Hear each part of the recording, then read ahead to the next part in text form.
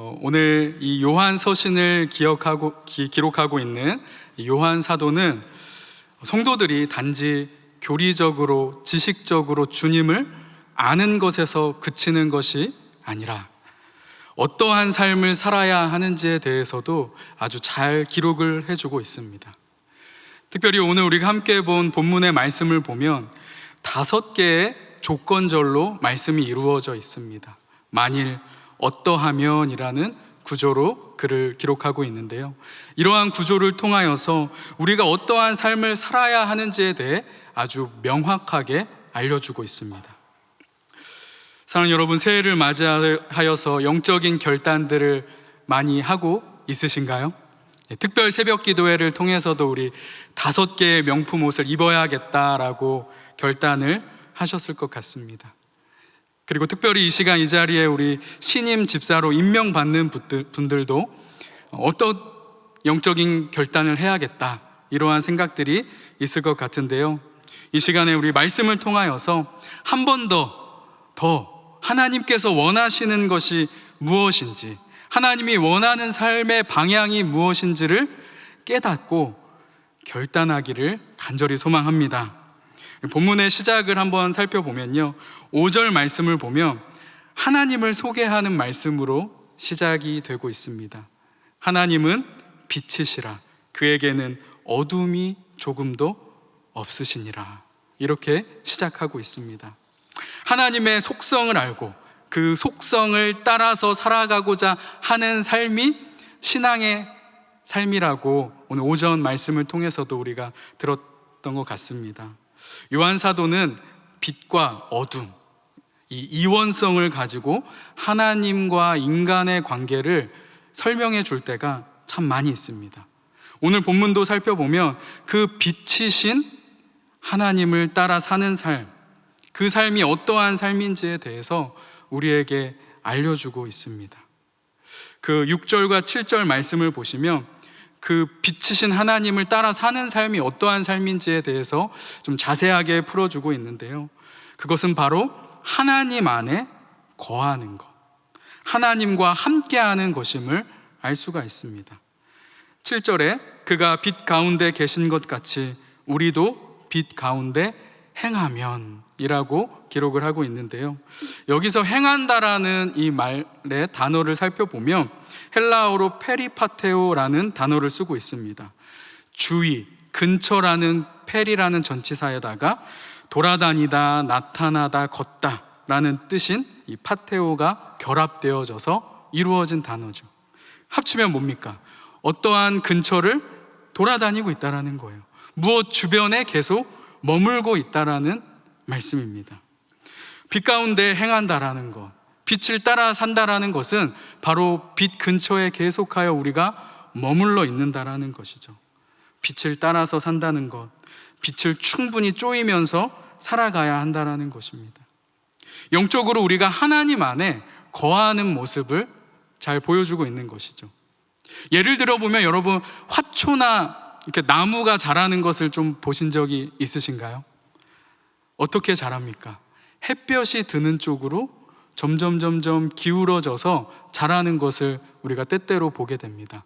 그리고 해가 잘 드는 곳이 아주 나무가 무성하게 성장하는 것을 볼 수가 있죠. 나무마다, 화초마다 안간힘을 써서 빛이 드는 곳으로 기울어지는 그 모습을 볼 때 우리도 이와 같아야 한다라는 생각을 하게 됩니다. 빛이신 하나님, 그 하나님 쪽으로 우리가 계속하여서 기울어져야만 한다라는 것입니다. 그래야지만 우리가 영적으로 풍성한 삶을 살아갈 수 있게 된다라는 것이죠. 영적인 빛을 계속 받아야 된다라는 것이죠. 어떠한 상황이든지 여러분, 우리가 빛이신 하나님께로 계속 가까이 나아갈 수 있기를 원합니다. 그 빛 가운데 머무는 우리가 되었으면 좋겠습니다. 하나님 쪽으로 계속 기울이고 그 안에 거할 때 우리는 영적인 생명력을 얻게 되는 것이죠. 그리고 풍성한 영적인 열매를 맺게 될 것이라 확신합니다. 여러분, 또 6절과 7절의 말씀을 살펴보다 보면 사귐이라는 단어가 나오죠. 우리 이 단어는 아마 잘 아실 겁니다. 코이노니아, 함께 한다라는 거예요. 교제한다, 하나를 이룬다. 우리 위에 3절 말씀을 보면 더불어 누리는 것을 사귐이라고 또 이렇게 설명해 주고 있습니다. 그러니까 우리 그리스도인들이 하나님과 함께하고 하나님과 교제하고 하나님과 하나를 이루어가는 모습, 이것이 빛을 따르는 삶이라는 걸 알려주고 있습니다. 하나님과 끊임없이 여러분 접촉하는 거예요. 빛 가운데 사는 삶, 계속하여 접촉하고 사귀고 그 안에 머물고 하면 여러분 어떻게 될까요? 닮아집니다. 사랑하는 남녀가 여러분 계속하여서 만나고 시간을 들이면 어떻게 될까요? 닮아지게 되어져 있습니다. 요즘에 저는 종종 이런 소리를 듣습니다. 사모님이랑 목사님이랑 참 많이 닮으셨네요. 네. 아내가 기분이 어떨지 모르겠지만 닮는데요. 때때로 어떤 분들은 이렇게 이야기해요. 목사님 충청도세요? 저는 사실 서울에서 나고 자라서 서울을 떠난 적이 없습니다. 근데 왜 충청도냐고 물을까요? 저희 아내가 사실 충청도입니다. 그래서 닮아가는구나 라는 것을 제가 느끼게 됩니다. 원래 하나도 닮은 것이 없었습니다.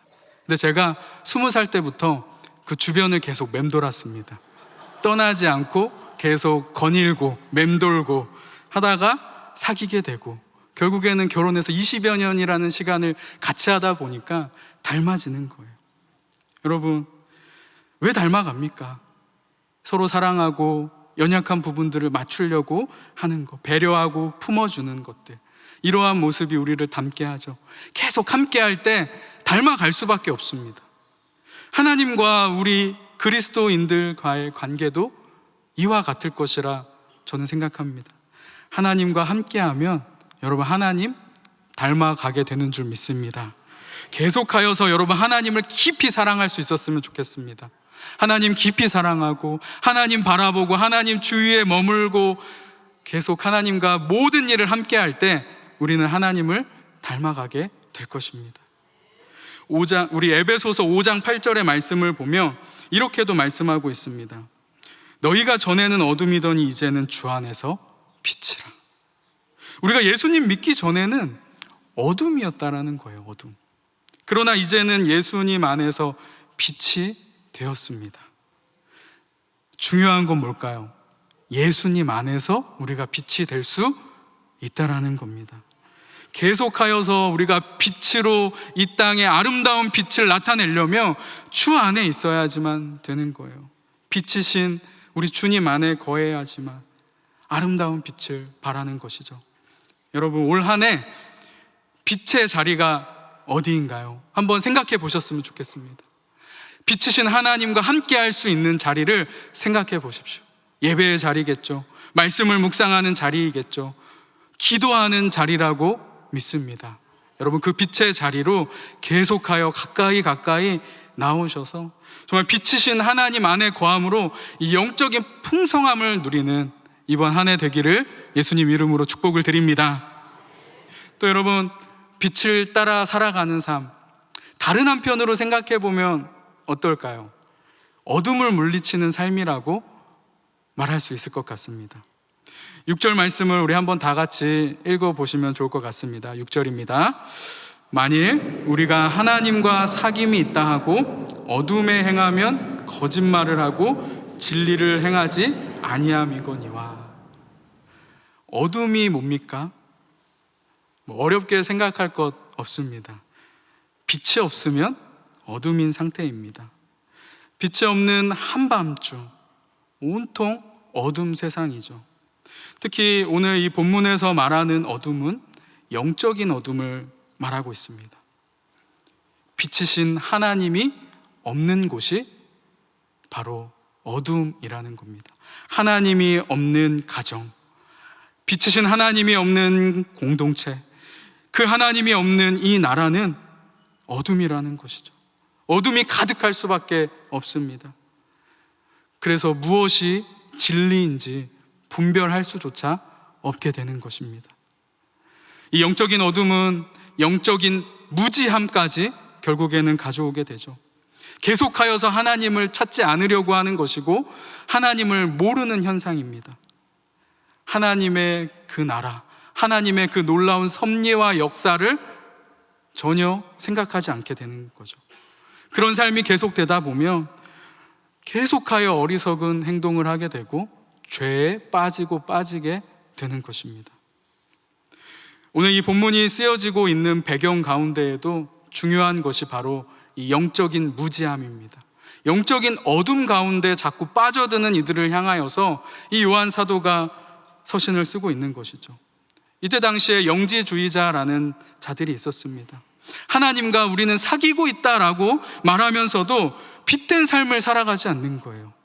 계속하여서 어둠을 행하고 살아간다라는 거죠. 하나님과 사귐이 있다고 하는데 계속 어둠 가운데 있다라는 것입니다. 근데 이들을 따르는 자들이 자꾸 생겨나는 거예요.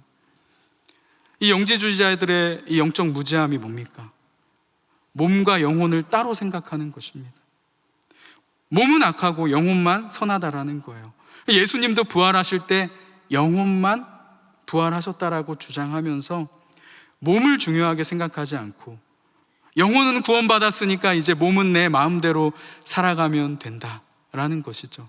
마음껏 죄 짓고 정욕대로 살든지 거짓말을 하든지 다 괜찮다라는 것입니다. 마음대로 살아가는, 자기가 하고 싶은 대로. 이러한 영적인 무지가 영적인 어두움을 계속하여 만들고 그것을 그리스도인들이 따라 살아가게끔 하였다라는 것입니다. 사랑하는 여러분, 우리는 이 영적인 어두움을 물리쳐야 되는 줄 믿습니다. 진리 가운데 벗어나게 하는 이 영적인 무지를 우리는 벗어나려고 안간힘을 써야 돼요. 이 시대는 우리를 계속하여 영적인 어두움으로 이끌어갑니다. 영적으로 무지하게 만들어버리는 것들이 너무나도 많이 있어요. 쏟아지는 미디어들이 우리를 그렇게 만듭니다. 세속주의의 이 사상들이 우리를 계속하여 영적으로 무지하게 만든다는 것이죠. 그래서 넋놓고 있으면 안 되는 거예요. 우리는 반대로 애를 써야 되는 것입니다. 빛으로 우리 계속하여서 나아가야 된다는 것이죠. 이 어둠과 싸우실 수 있기를 간절히 소망합니다. 새해가 되었습니다. 여러분, 새해에는 결단을 많이 해야 되겠죠. 어떠한 결단 하시겠습니까? 어둠과 싸우는 영적인 결단 꼭 하실 수 있기를 원합니다. 말씀 통독하겠다. 내가 이제 신앙 훈련 더욱더 열심히 하겠다. 이제 새해가 되면 신앙 훈련들이 이곳저곳에서 생겨나게 될 텐데, 여러분 그냥 계시지 마시고 꼭 참여하실 수 있기를 원합니다. 말씀 훈련을 통해서 영적으로 더욱더 여러분 우리가 정말 지혜로워지고 총명해지는 한 해가 될 수 있기를 예수님 이름으로 축복드립니다. 마지막으로 여러분, 빛을 따르는 삶을 오늘 본문은요, 정결하게 사는 삶이다 이렇게 말씀하고 있습니다. 혹시 여러분 이렇게 장롱 밑이나 소파 밑에, 저희는 아이들이 어리기 때문에 장난감 가지고 놀다 보면은 그 밑으로 이렇게 들어갑니다. 그래서 거기를 제가 이렇게 찾으려고 빛을 비추면 어떨까요? 예, 되게 깨끗할까요? 네, 저희 아내가 충청도 사람이라고 했습니다. 네, 그렇지 않다라는 거예요. 여러분, 빛이 비춰지면 어둠이 막 밝게 드러난다라는 거예요. 먼지가 있는지 없는지 어두울 때는 알 수 없습니다. 하지만 빛이 비춰지면 그 어둠이 다 드러나게 되는 것이죠. 빛을 따르는 삶이 이와 같다라는 것이죠. 빛 가운데 행하는 삶은 죄를 안 짓는 삶 아닙니까? 이렇게 생각하실 수 있는데, 맞을 수도 있지만 완전히 맞는 것은 아니라고 생각합니다. 왜냐하면 오늘 8절에서 10절의 말씀을 보며 우리에게 잘 설명해 주고 있습니다. 빛 가운데 사는 것은 죄를 안 짓고 사는 것이기도 하지만, 더 중요한 것은 내가 가지고 있는 죄와 허물들이 다 드러나게 되는 삶이라는 겁니다. 빛 가운데 나아가며 빛을 따라 살아가면 문제가 없어지는 것이 아니라 오히려 드러나게 됩니다. 근데 여러분, 이 드러나는 것이 은혜인 줄 믿습니다. 여러분, 아픈 환자가 그 환부를 의사에게 보여줘야지만 치료할 수 있는 것처럼 우리도 날마다 빛으로 우리의 삶을 비추어 보아야지만 된다라는 것이죠. 그래야지만 우리가 정결해질 수 있게 되는 것입니다. 우리는 날마다 빛 대신 우리 주님께 계속 나아가야 하는 거예요. 우리의 모습을 비추어 보고 드러나는 그 연약한 죄 문제들을 주님 앞에 회개해야 된다라는 것이죠. 이것이 빛을 따르는 삶, 정결해지는 삶입니다. 우리 하나님은 우리가 하나님께 나아가서 회개하기만 하면 다 용서해 주시는 분입니다. 다시는 기억하지 않고 깨끗하게 씻어주는 분이 하나님이십니다. 이 9절의 말씀을 한번 같이 읽도록 하겠습니다. 시작. 만일 우리가 우리 죄를 자백하면 그는 미쁘시고 의로우사 우리 죄를 사하시며 우리를 모든 불의에서 깨끗하게 하실 것이요. 아멘. 여러분, 우리 그리스도인들의 합당한 태도는요, 죄를 부인하는 게 아니에요. 저 죄 없다, 감추는 게 아닙니다.